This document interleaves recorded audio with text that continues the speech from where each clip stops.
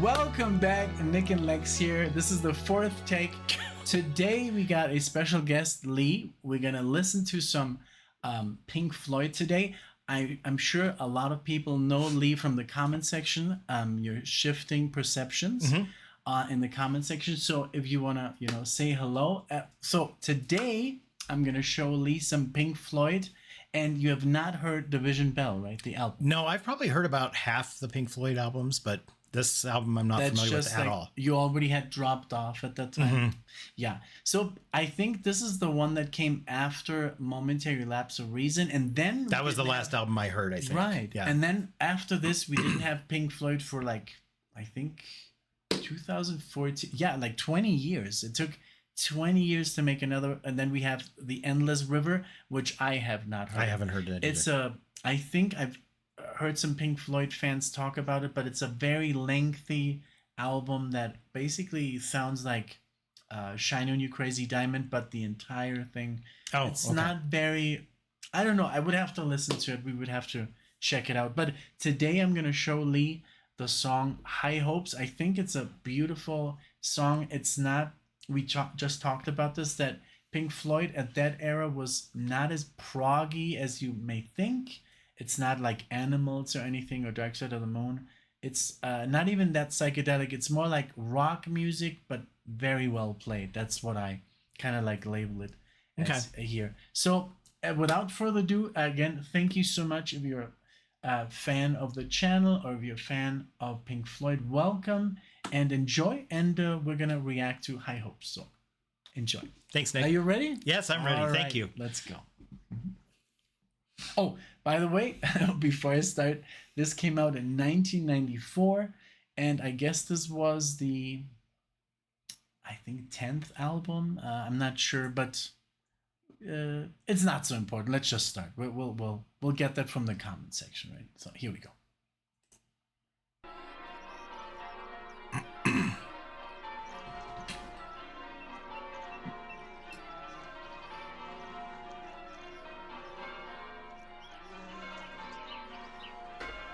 I love that, when there's back noise and some introduction. Looks like the most played song on the album, too. It is, yeah.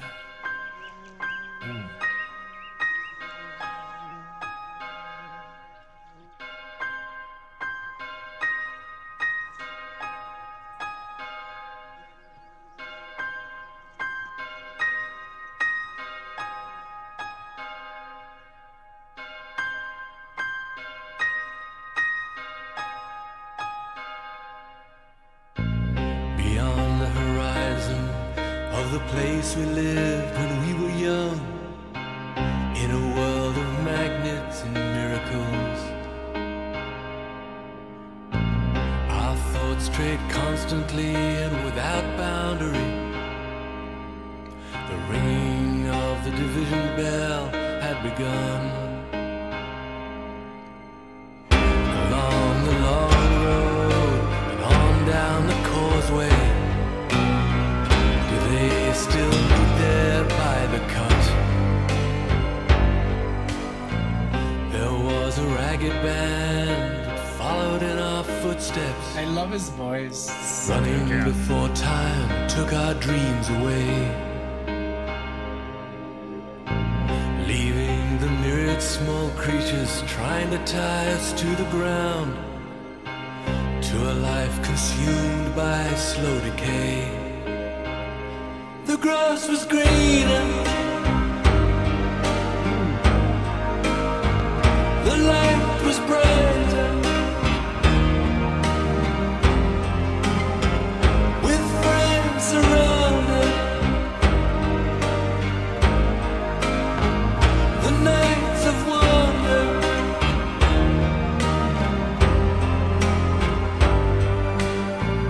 looking beyond the embers of bridges glowing behind us, to a glimpse of how green it was on the other side. Steps taken forwards, but sleepwalking back again, dragged by the force of some inner tide. At a higher altitude, we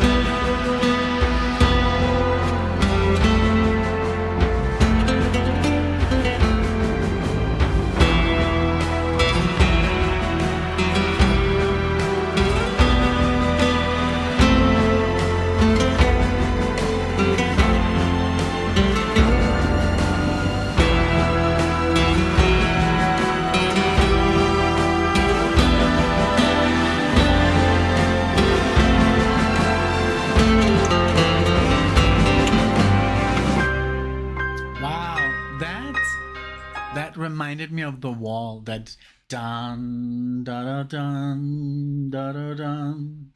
Right? Yep. That Yep. I don't know which song, but from The Wall, I think there was a song. I don't know the titles very well. So I know yeah. there's so many, and they're all so intertwined. But this is like, I love this march there, like very serious tone. I think it was.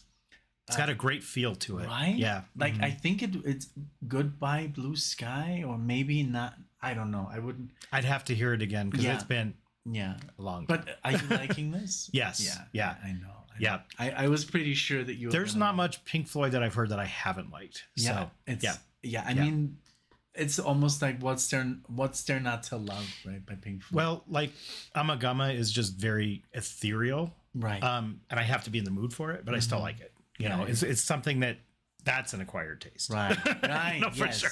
Yeah, totally. But just a side comment, we were talking about the song "Not Now, John" before. It's from the final cut because he said something about the cut before, and I was like, "Oh, that's the album." I was like, right. I was trying to think of the album. Oh, the Final Cut for me, that's like a childhood album because I bought it and I was only like 14 years old. So when I listen to that, it takes me right back. What you told me about Steely Dan. Yes. You know? There's like these the music is that's like the only way of time traveling for real. I mean, that unfortunately. And smell. Unfortunately, sometimes, yeah. I mean, music, I think, and smell. Like sometimes when you smell rain, does that happen? The weather happens too. I can get up in the morning and it can be a certain like overcast or whatever, and I'm like, yeah, I remember this, you know, from when I was 8 or whatever. Yeah, it's so crazy. Certain smells, music, certain food, even, right? Yeah, I love it. Yeah, no, this is great. No, and the solo, oh, you're gonna love this. Okay. I mean, he's also a fellow guitar player. Look at this beautiful guitar behind us here, right there. Oh, this is not easy. Yeah. Okay. I know, right? That one. That one, beautiful instrument. What's the name of this? I knew you were gonna ask me, and I don't know why I can never remember.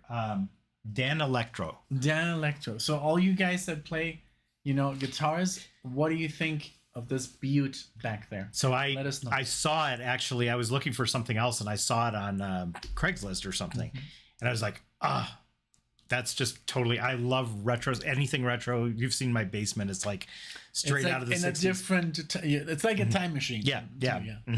So I saw that, and I'm like, no, that's the one. And then I picked it up, and I was like, so light and easy to play. Wonderful, light. I love the neck, very nice and smooth. So So if you know anything about guitars like that, let us know in the comments. Yeah, Nick's taught me some things to practice. So. Here we go.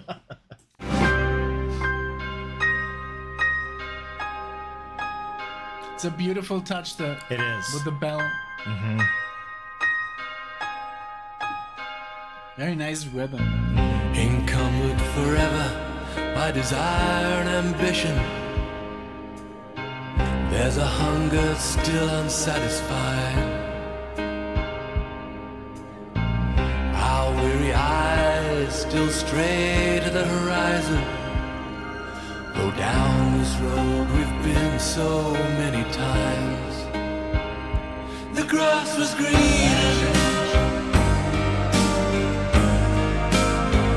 the light was brighter,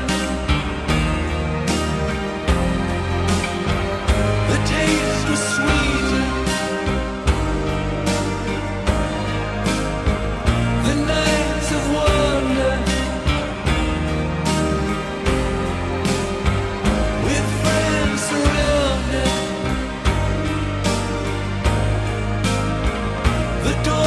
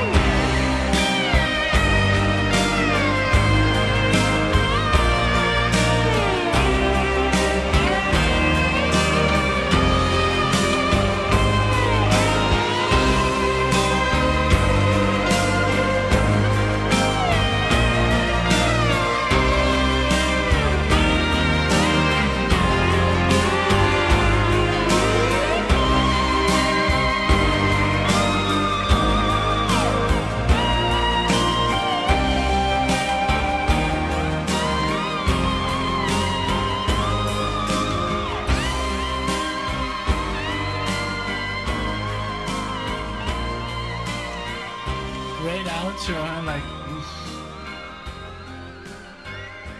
Wow. Very nice. Let's see what happens. I don't remember. And I hear something like that, and it puts me somewhere else too, right? Yes, yes. Let's see what happens here. That's just a nice little outro. Really beautiful. That guitar solo was played on a slide guitar, on those ones. Oh, the flat ones? Yeah. Oh man, because I've seen it live on a DVD. Wonderful, wonderful. Let's see if something happens. I'm wondering. There's still another 25 seconds. Yeah. Maybe sometimes they were just trying to like. Yeah. There was make you think there was a hidden track or something. Yeah. Maybe not.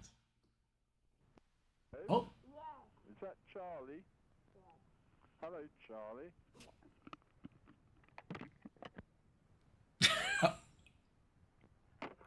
There you go. little Easter egg right there at the end. What did you think? I really liked it, and the thing about Roger Waters is like he just like will always. We talked before about flashy guitars. I can't stand flashy guitars, and I know we kind of disagree on some people, but everything he plays is very thoughtful, very plotted out, and very full of feeling. Oh yeah, totally. And it's just every solo from him is just you can feel it. It's not is like I've never. So you're talking about David Gilmour? Oh, I'm sorry, David. Yeah, they say Roger Waters. Yeah, no, it's just okay because I Roger Waters. I think he left in the final cut. The bass player. But yeah, you're totally right. I can't believe I got that messed up. That's okay. I mess up. It's literally my job to mess up. But no, because I say I always get musicians mixed up. But yeah, David Gilmour. I've never even heard him play fast, like flashy. I don't think I have either. Everything he does is beautiful bends, very thought out, solos. Intentional. Mm-hmm. I mean, you of course heard The Wall. Yeah. And, I mean, I think what is the track here? I mean, all of the solos on The Wall are beautiful, but the one that everybody I think agrees with me would be Comfortably Numb. That solo just takes you to a different galaxy. And the craziest thing is that it was one take. Oh, really? One take. I don't know if it was the first take. Some people say it was the first take, but it was just improvised. So that is just shows the lexicon he has, like the not the lexicon, but the amount of I know what you're trying to say.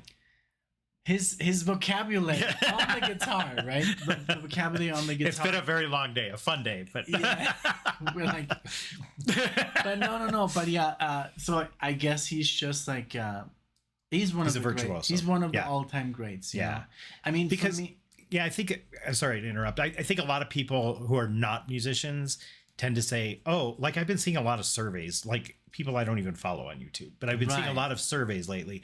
Who's the best guitarist and I'm like, it's always these flashy people. And I'm like, well, wait a minute. Do you actually listen to the guitarist, or are you just like, wow, they can play fast? Yeah. And I'm not saying they're not good necessarily, but yes, it's almost like when I see these polls, I agree with you, because it's more like a popularity contest. Like who sold more records? Right. And there's so many guitar players that are super underrated, like, I don't know. There's just so many to mention right now, but most of those lists are always the same, and it really like infuriates me because it's like, what about all the other amazing players? Like Mark Knopfler or stuff like that.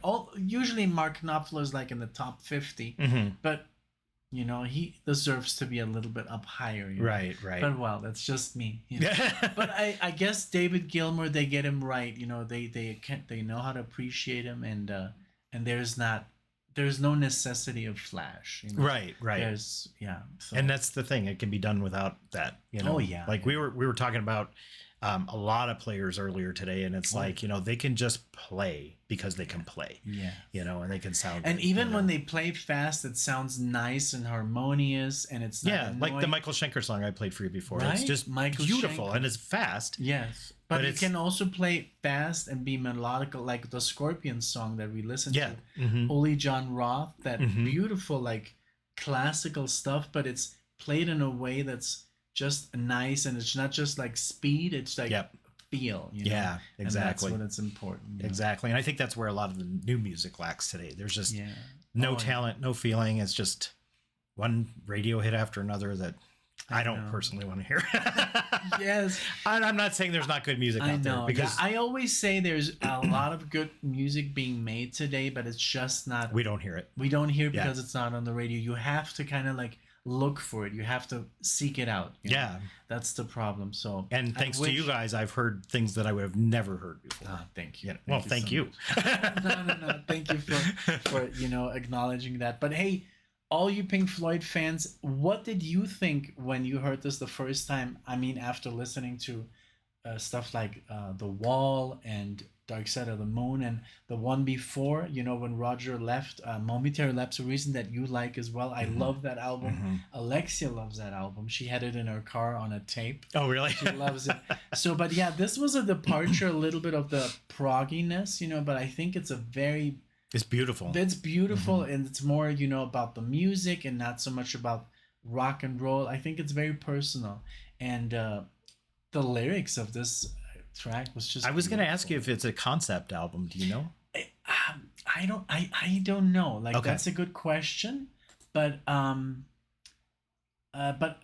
I do remember that all these songs have this same feel of like this. It's very like Connected. sentimental, and it's very slow, and there's not one track that's like dun, dun, dun, dun, dun, dun, Uh-huh. like that kind of like, it's all very like, I don't know. It's a good album. Okay. So I'm very happy that you enjoyed this. And again, you guys let us know what you think when you heard this in 1994 for the first time. Or And- 2000. Oh, 2024, right?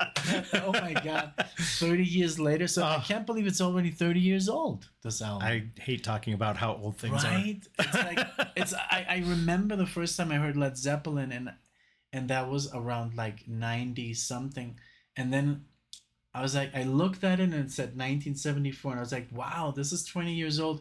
And then my mom was like, oh yeah, it's classic rock, right? So now classic rock is what, Pearl Jam, because that came It's- out in 1991, 30 years ago, even Yep. longer than Led Zeppelin at that time. Yeah. So Yep. it's just, time is insane. It is. It is for sure. So Well, thank you for introducing me to yet another great sound. thank you so much. Thank you so much, guys. We'll see you all in the next one. Bye. Take care.